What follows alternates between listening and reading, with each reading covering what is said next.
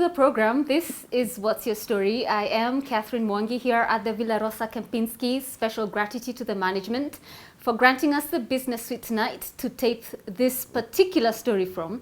I met this lady a few months ago when we had a conversation with the European Union Women Ambassadors in Kenya. And just the little glimpses and the little that she shared there, we fought to just have her story in its entirety. And I am so honored tonight to be having the story of the Ambassador of France to Kenya, Her Excellency Aline Cousta-Menager. Have I said that right? Yes, it's perfect. It's perfect? Your French accent has improved a lot since last time. I'm sure you worked on it. No. Your communications team, I had to ask them before the show, how do you pronounce the last name? But I'm glad that you approve. Welcome to the show. Thank you. Thank you for having me again in your show. And you look beautiful in red. I love it. I love it. You. So, the last time we had a conversation, what popped for me is that you have been in diplomatic service for 4 decades, you know, 42, 43 years. And just listening to that, you're the first diplomat at such a high level I have met who has served for that long period of time. And so to have this 1-hour conversation with you is really intriguing for me. But let's start with your beginnings. Why was serving in diplomacy important for you growing up? I mean, it started with a dream. When you're a young girl, 42 years ago and even before, I wanted to represent my country outside. I wanted to discover the world. I wanted to work in the public service, to serve, because it's what it is for. And being an ambassador was a kind of dream you don't achieve immediately, but you have to start in the diplomatic service to at some point become an ambassador. That was my ambition and my dream. So at that time. So how old were you? When I entered the Foreign Office, I was 22. Oh. Yeah, and I had my studies before. I had a diploma in economical science. Then I went from my hometown, Besançon, in the eastern part of France, and I went to Paris to complete my studies and have the right skills to be recruited by the Ministry of Foreign Affairs in a selection process that was quite tough. Yes. I was happy to succeed, and my dream was to travel. So I said I want to choose to go right away to a posting, to an embassy. Yes. And as I explained to you last time, I was sent to Congo, Brazzaville in 1980. Yes. So your first posting was in Africa? Yeah, it was in Africa. It was not a choice, because usually the first posting when you just enter the foreign service is more or less imposed to you. So the choice was made for me in a way, but I think it was a good choice because I enjoyed it from the start. And then it became a kind of specialty. Yes. And I enjoy it, and that's why also when I asked for an ambassadorial position, I was offered Africa, Uganda. Later on, it was, let's say, 14 years ago. Uganda, Benin, and to finish with Kenya. With Kenya. Okay, so let's talk about your beginnings first. Your experience in Congo. So, young girl from Europe coming to Africa. Did you have any expectations of what you'd find then? No, I was very open. I think when you start with a country, you should be open, open to new things. Yes. If you have an idea which is too precise, you risk to be disappointed or to forget a few things which are interesting. So just be open to new things, new people, a new job, because obviously it was my first job. And at that time, as I explained to some of my colleagues, there was not this long traineeship period. There was not a habit for young students to travel in countries. So it was a real discovery, and it was my first time on this continent. Yes. What challenges did you face back then in the Congo? At that time, as you may remember, it was the Cold War. So it was still the East and the West. And at that time, Congo-Brazzaville was on the east side. Okay. with a lot of embassies, the Russian embassy with a lot of technical assistance, all the countries from this area. Yeah. And France, indeed, as a former colonizer, had a special relationship. We had links, obviously, with the Congolese. It was interesting also to observe this worldwide issue developed on a, let's say, tiny African country, how it played. Yeah. So it was a discovery for me, because obviously in France we were not exposed to this kind of relationships. And it was also interesting to see how the African reacted to this division, and how they played with it, how they had this special relationship with France also, because the Congolese, they speak French, they are very much open to the French culture. There is, in this country at that time, there was quite a strong cultural life with writers, painters, and people wanted to express themselves. So it was a very interesting combination. I have a lot of stories from the Congo. From the Congo. Give us one or two of them. No, but I mean, Congo was at that time a small country. On weekends it was not that lively, apart from the rumba and the music, but it was much more developed on the other side of the river, in what was called at that time the Zaire, now DRC. And well, I used to spend my weekends on the other side of the river. And there, it is a much bigger town, Kinshasa, with a lot of music, a lot of life. And my ambassador at some point was a little bit worried, saying, but it was also a way to discover the people, the Africans, to enjoy. It's a very, very lively culture, and we have a lot to share together. That's finally what I discovered. And the last time you had a conversation, you said something special happened to you there. Also, yes, you remember well. So when I arrived in Congo, I was a young bachelor lady. And 2 years after my arrival, I met my husband, who is was a French banker at the time. And, you know, at that time you didn't send pictures. So when I came back, I told my parents I have met someone I want to marry with. And they were very curious, because I wrote to them, but I didn't send pictures. So they had this question, but they didn't dare to ask it, is he black or is he white? So, yes. But, well... And how did you meet? I mean, we met, yes, I can tell you this story also. I met because at that moment, the social life was about tennis, bridge, and I had the deputy ambassador told me, when you're a diplomat, you have to learn how to play bridge. And I said, why not? Let's try. And that's how we met, actually. We met at the bridge lesson, and then I think at the moment we met, we didn't play bridge that much. Bridge was forgotten. Yeah. Okay, so how long were you in the Congo? Congo, I spent 4 years. Yeah, and because I got married, my husband has this also job. I had my son, who is now an adult, when we were in Congo. And then I was sent to Cameroon, where we also managed to combine our career, which is an issue for, I mean, women and men now to in the diplomatic service, to try to combine their private life and personal, and also the possibility for the spouse to have a job while you're raising a family. Raising a family, but also to have a job, because when you have a diplomatic status, it's sometimes difficult for the spouse to have a job. Because the spouse has also the diplomatic protection.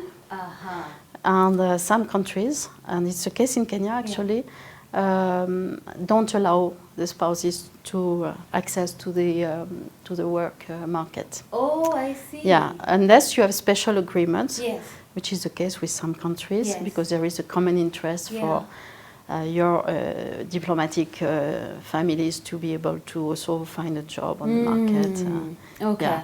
Yeah. So you moved Yeah. with your husband to the Congo, with your family generally? Yeah. I mean, so to Cameroon. To Cameroon, Yes. yes. So we were together there. At that time, I had 2 children. My daughter, elder daughter, was born. And I did consular work in Cameroon. We had a consular general. We had a big community of French citizens, Yeah. some of them having been in the country for many years, getting old with their own challenges.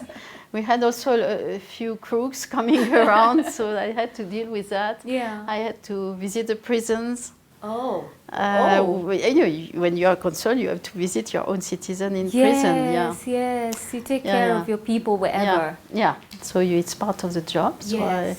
we had a few of them, so it was quite a human experience, I would say. Yeah. But you know what? I was not.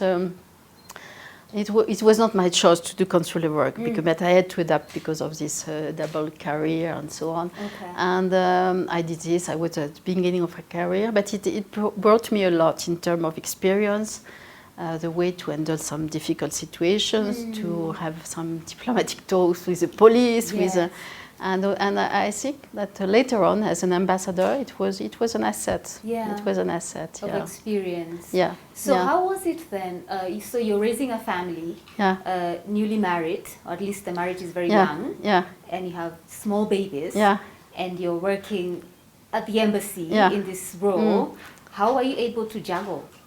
I think I will tell you that Yeah. it's easier in Africa than it is in Europe. Oh, is it? Because you get easily some help. I mean, you can have a nanny, you can have a cook, you can have and in Europe it's much more difficult. You can have it, but it's much more difficult, Yes. also much more expensive. Yeah. So I felt Africa was the right place to be a young mother with small kids. Moving from one posting to another in different countries, I think, so to speak. Does it mean like you're given more responsibilities, or do you move in the same position? No, you at the beginning you have to learn. Right. So you start as number 3, number 4, depending on the size of the chancery. But then progressively you progress in the hierarchy. You can ask for more responsibilities, and you also have to alternate between stays outside in embassies and stays in the ministry, obviously, because you have also to learn the job in the ministry. Oh, so I spent, see. when I came back from Cameroon, I spent quite a few years in the ministry before being sent again in an embassy. Okay. Yeah. So what's the difference with being sent outside and working on home soil? It's very different because in the ministry you are less exposed to, I would say, to the outside world, but you're more on the files, on certain issues, interacting with the embassies. I did a lot of work on economic issues, so with the French business community. I did a lot also on the multilateral side with the UN, on human rights, on environmental issues. And on the multilateral, you are very much in interaction with our permanent representation in New York, in Geneva, in Nairobi. And so you are trying to answer their needs. And you are also synthesizing the instruction when there is a special issue. Right. So it's very much a job of coordination of position with the different ministries, the different departments in the ministry to formalize a position that our representation will support in these meetings or with the government. So you started by saying that it was always a dream to serve. You said that, and that really struck me because a lot of people have different motives for wanting to do this job, but for you it was about serving. Why is that so special to you? I mean, it's very emotional. Even when you see your flag, you are in a ceremony, you have your anthem, and I think it's you are representing France as a whole, but you are what you say is the representation of what the Président de la République, the French president, would like you to say. when you were done with serving, well, it can never be done, but when the tenure at head office now back in France was done, where were you sent? So after that, I was sent to Bangkok, Thailand, to Asia. So it was my only posting outside Africa. Yes. And it was very interesting because, as you said, I have more responsibilities. I started with multilateral work and then became the deputy ambassador. And it was a very interesting experience. Yes. The challenges you have faced in your journey, and we'll come to Nairobi, so I want us to go around wherever you have served. But the challenges you have faced in your roles, in your different roles, what have those been? Starting with the Congo, by the way. I think the Congo for me was really to discover the diplomatic jobs and some of the codes, because it's indeed an environment where there are some codes, habits. The protocol is a key also. So I had to learn. Obviously, it was my first time in an embassy. I'm not from my parents are not from this background, so it was new. And then what I enjoy a lot is to analyze and report, because at that time we were more writing. We were writing what we call dépêche, or nowadays, because of this continuous movement with email, so you write small bits, but it was different, and I enjoyed writing a lot. It's part of the background of a diplomat, and yes, and I must say the challenge was maybe for a very young girl to be looked as a diplomat, and because when you start, you are first secretary of the embassy. I remember, and also to have people understand that you are not the secretary of the ambassador, but you are the political advisor of the ambassador. Yes. And it happened me once with a visit of our president, Jacques Chirac. At the time, he was not the president; he was the mayor of Paris, and my ambassador had asked me to write his speech. He had to deliver a speech to the. I went to him and introduced myself, and I explained that I contributed to his speech, and I said, "Thank you for typing very well my speech." So I said, "No, I didn't type your speech. I wrote it." But it was all the times where it was a little bit unusual to have women in the diplomacy, especially. We had very few women ambassadors. Now it has improved a lot. We have almost 1/3 of women ambassador, and we are pushing to achieve parity. Yes. But to achieve parity, you have also to have the right people to promote. Yes. But at that time, it was a little bit of a challenge. But at the same time, you can play it as an advantage. I mean, you can also have some kind of distinction because we are women, so you are known, and we can play with it. But no, it was no. I didn't. The issue of the family was quite of a challenge, because I explained to you that especially when you are in Paris, it's difficult to get some help. The working hours in the ministry are quite heavy, quite long. Then you are supposed to be available at any time. It's not, and at that time it was not seen as a very positive to put your family obligation as a motive to say, sorry, I cannot have this meeting at 7 o'clock in the evening. Now that we have an association in the ministry, women, but also a few men who are supportive to explain that. I mean, if the ministry wants to have a good recruitment, attract people, they have also to take into account these family obligations, which are both in Paris, but also when you are abroad, you have to take your children, find a school, find a job for your spouse. And now it has become an issue which is taken into account. It's easier, but it was one of the main challenges I felt, because for the rest I felt very happy with what I did. I was interested.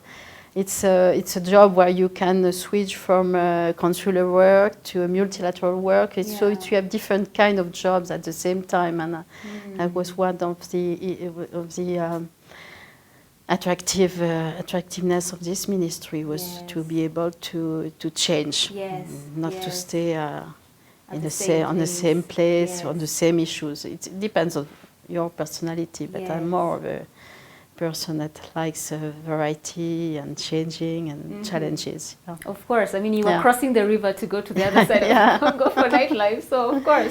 But I remember the last time we had a conversation, and you said that the women that you met at the Congo really inspired you. In which ways? But because I think that they were not shy on to act as women. Again, it has changed, but at that time when you wanted to have a career being a woman, you were a little bit imposed to behave like a man. I mean, with the male codes, which I didn't feel comfortable with.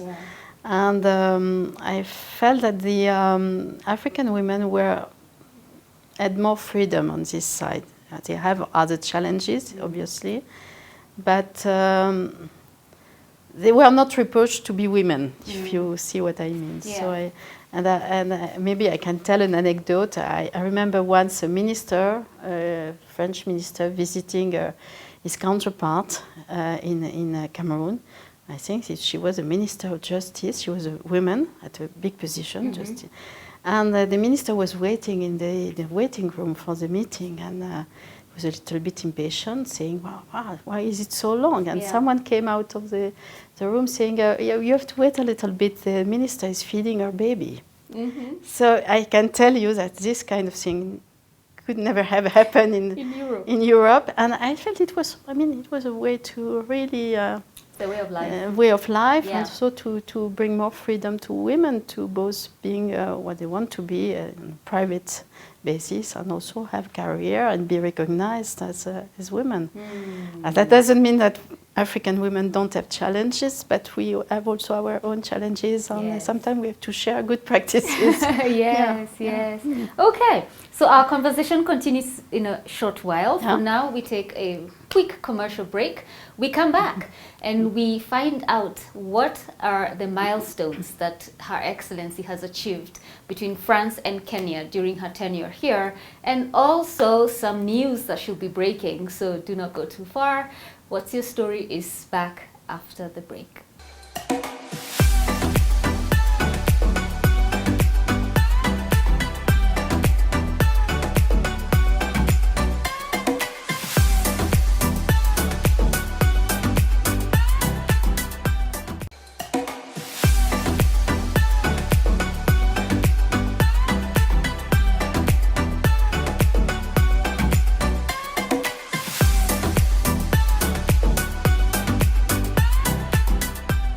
Welcome back. It's What's Your Story here with Her Excellency Ambassador of France to Kenya, Madame Aline Cousta-Menager. Perfect. So you have served, again, I keep going back to this because I think it's such a huge milestone and it's worth celebrating. And, you can imagine 42, 43 years in, foreign service, diplomatic service, and all that comes with that. People think of or hear about your role as an ambassador and they think it's all glamorous and it's easy and all you have to do maybe is just make sure your country is represented here and nobody just understands what exactly is the role, in-depth role of an ambassador to any nation, and especially for the students who are serving or rather studying international relations, political science. They need to know. So enlighten us, please. Thank you for asking this question, because there is this image of the ambassador providing petit four or handling big functions. It's part of the job, indeed, but it's not only to feed people, it's also to interact with people, create links. This social life is very important in our job, obviously, and for France in particular, because French culture around food, around fashion, around the culture Yes. is key, and we are expected as ambassadors of France to also show off a little bit of this. And so it's part of our job, and we are evaluated also on the way we behave in our residence. We have this function, and we receive people and so on. But it's not the only part of the job, indeed. Yeah. Basically, you are here to represent the position of your country on various issues, and also to build links and relationship with your country of posting. And when it comes to Kenya, I was very privileged to have a few months after my arrival, the visit of President Macron to Kenya, which was a big moment, and it takes a lot of work to prepare together with our Kenyan partner. And then the visit itself is a key moment, and it went well. So let me cut you short. Yeah. So when your president is coming, what goes into that? You know, we just see he has landed and everything is And going it has well. taken a few months to prepare the program. Yeah? And it's about the content, it's about the different visits, interaction with his counterpart, at that time President Uhuru Kenyatta. Yeah. It's about also the projects you want to push, the agreement you're going to sign. And in our case, we had this very visit focused on political links. It was the first visit of a French president to Kenya, and definitely was to build this political link on bilateral issues, on regional security issues, but broader than that on the multilateral and global issues. Because part of the visit was also devoted to environment. It was at that time the UNEA, the meeting of the Ministry of Environment worldwide, and there was some event around this. So it was quite a wide scope. Right. The idea was also to reinforce the links between people to people, human links, where there is some margin of improvement. The idea was to having more businesses here, more students, Kenyan students going to France, but also French students coming to Kenya, teachers. In a francophone countries, these links exist, but here we have to develop, and to also there is an appetite in Kenya for the French language through the Alliance Française. We have almost 4,000 students every year. We have in a school 40,000 students learning French, and we have to build on this for them for our people to better know each other, and with this improved knowledge to build stronger links. Yes. So it was on business, it was on university and research links. You may remember that President Macron intervened at Nairobi University in a town hall meeting with young people. One of the flagship programs that was launched was this assistant teachers in English, young Kenyan going to France to assist French teachers teaching English and interact with the French students in schools, not university. So we started with a batch of, I think, 40 young Kenyan. We now have 130. Some of them are reconducting their contracts. They have a quite good level of French. It's a B2 level. And so it showed that young Kenyans were eager to learn, to discover France, which was a very good point, if not a surprise. And that the welcome they had in France and the way they performed was also very positive, because we had a lot of requests to have more. Yeah. And you're not just in charge of Kenya, though, like... I have Somalia also. Which is a big challenge, because it's not an easy country. There are security issues. It makes sense because the links between Somalia and Kenya are strong. Right. The Kenyan are part of the ATMIS forces, this peace force which try to fight against Al-Shabaab and to reinforce security in Somalia. We are working with Our military are working together also. It's also part of the picture, these ties, strong ties on security. I have Somalia and I have the UN. Yes. Because Nairobi is a big UN center with the seat of UNEP and the UN Habitat. And UNEP with the environmental issues, which are now priorities, is becoming a key organization and where we want to work together to improve climate change, biodiversity, the marine issues where Kenya has been on the front line and which is also a priority for our president. And France and Costa Rica will welcome in 2025 the next conference on ocean that was welcomed in Portugal under the chairmanship of Portugal and Kenya. So we will follow up. So it's not just the parties. It's not just the party and the small cookies. No, no, there's a lot that goes into it. Yeah. And for those who desire to get into this space, what would you advise them to study? Like what's being studied now? I think obviously you have to study history, the international relationships. You have to have some notions of economy. As a diplomat, you are a generalist. You have to have a bit of knowledge of everything, and then make it coherent from an international point of view and the bilateral relationship point of view. I have to do economics with my business people. I have to follow the security issues with my militaries. The cultural dimension is very important for France. So you have to be curious. You have to have, I would say, political science studies. Language, indeed, is important. For us, English, it's not our native language. We have to learn. But for Kenyan, I think French on top of English, which is already spoken, is an asset.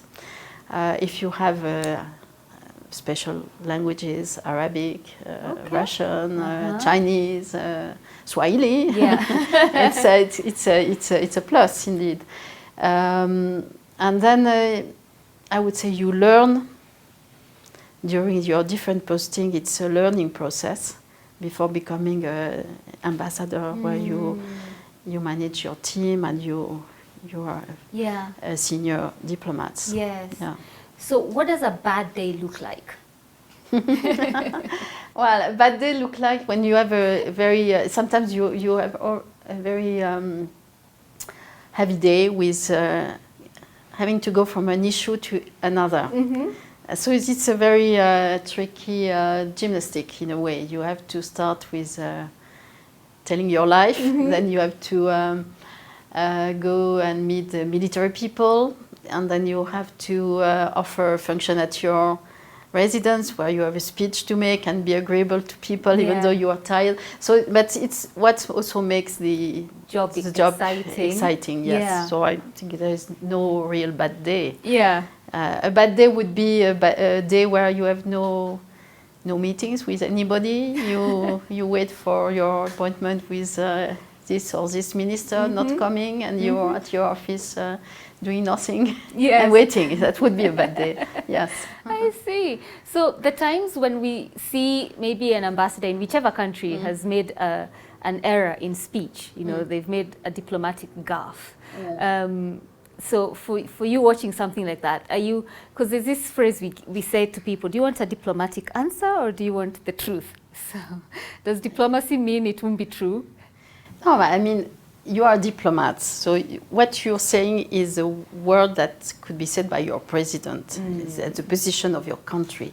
So you have to be careful when you explain something. You have to work a little bit ahead, in advance to read things, to have the right words for the right situation.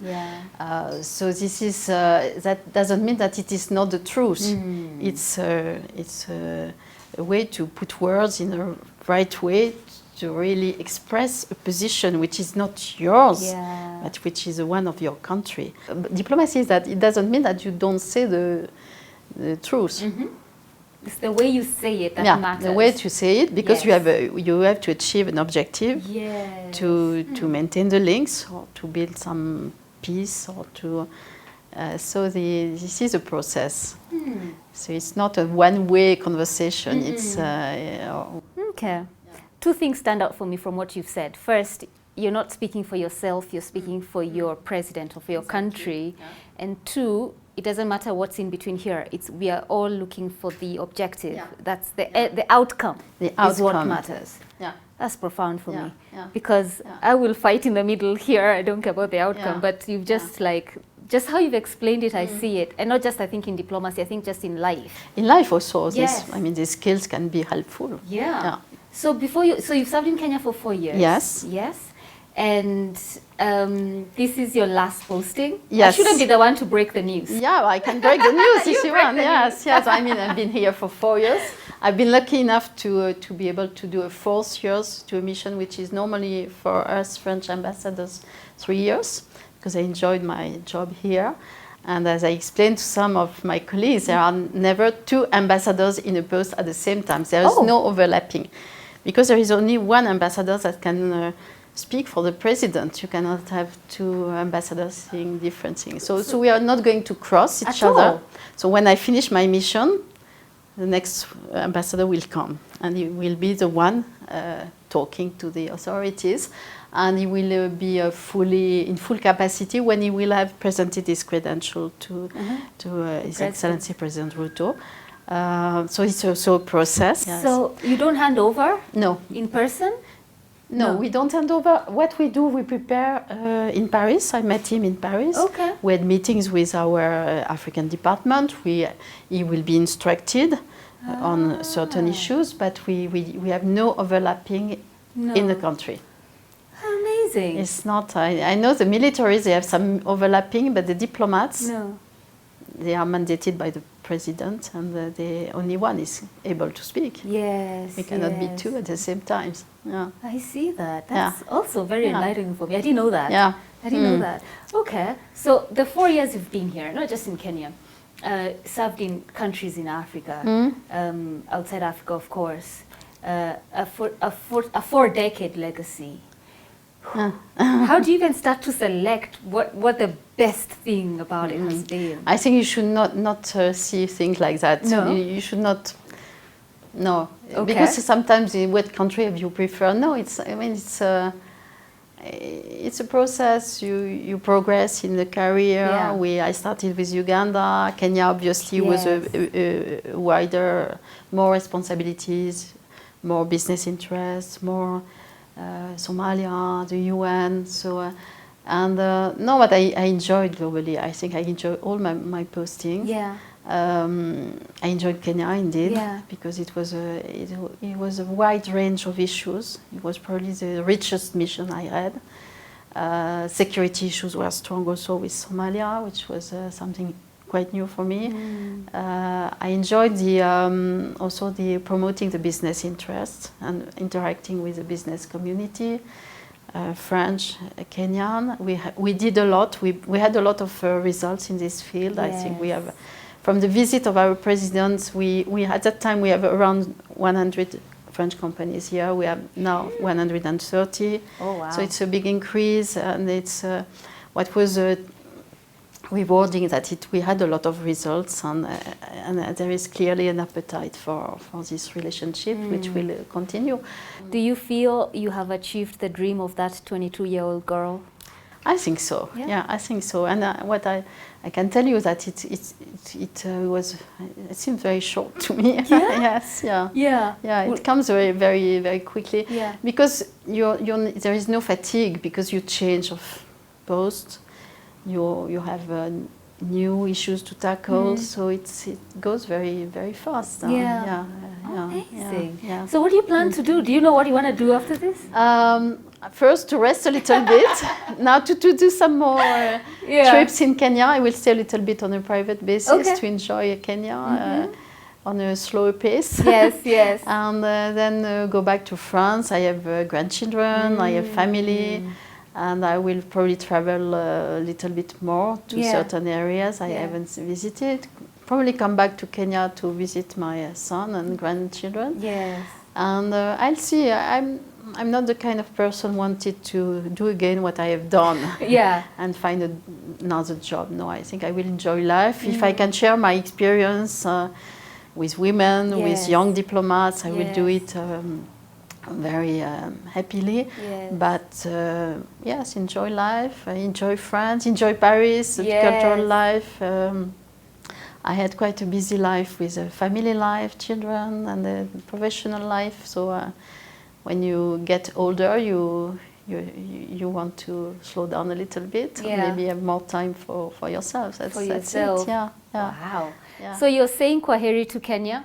Yeah, Kwaheri, Kwaheri, Kenya. And it was a pleasure to work here, to work with the people, great people, and at different level with our contacts with the government, but also with the Kenyan from the street, yes, I think people are very welcoming, hard workers, and I think you deserve that this relationships goes on and reinforce itself, and I'm sure it will be the case. Yeah. So for someone who's never been to France, is it your case? Never been no, I've been there. I think 3 times. Yeah. Thank you. Yeah. What would you ask them to visit? Well, to visit, to eat? I think I would say France is always identified with Paris. Yeah. Obviously, Paris is a beautiful town, but France is much more than that. Yeah. There is a variety of region, people, accents, cuisine, and so that's why it makes the value of this program with the assistant teachers that they are spread all over France, sometimes in very tiny towns where they are really in, and it's a little bit like Kenya. I mean, Kenya is obviously, Nairobi is a very big town. It's an interesting one, but you have to go outside Nairobi to discover the real country. So I would say, please travel to other areas, be curious. Yes. And of course, the city of love. Yeah. That's also an image, but it's a very romantic city. I agree. I'm not a Parisian of origin, so I discovered Paris quite late, let's say. And it's a very romantic, it's a beautiful city. And it's a city where I recommend to walk to see the city. Love it. Well, Your Excellency, I mean, first, thank you for sharing your story and just making the time. Thank you for having me telling it. Your very relevant questions. Thank you for that. And for your next phase in life, I mean, like you said, just enjoy it. Thank you. Thank you. Yeah. Asante sana. Asante sana. Okay. And to you as well, asante sana, we say goodbye. Thank you for watching the show. It goes up on YouTube right after this, and a repeat this coming weekend, Saturday, to be specific, at 6 p.m. To Her Excellency, Madame Aline Cousteau-Menager, we wish her all the best in her next phase of life. And for you who desires to be in this field, for me, my take home is it's about a heart of service, it's about you representing your president or your country, and it's about the outcome. It doesn't get better than that. Ciao. Now she said au revoir. Au revoir. Au revoir. Au revoir.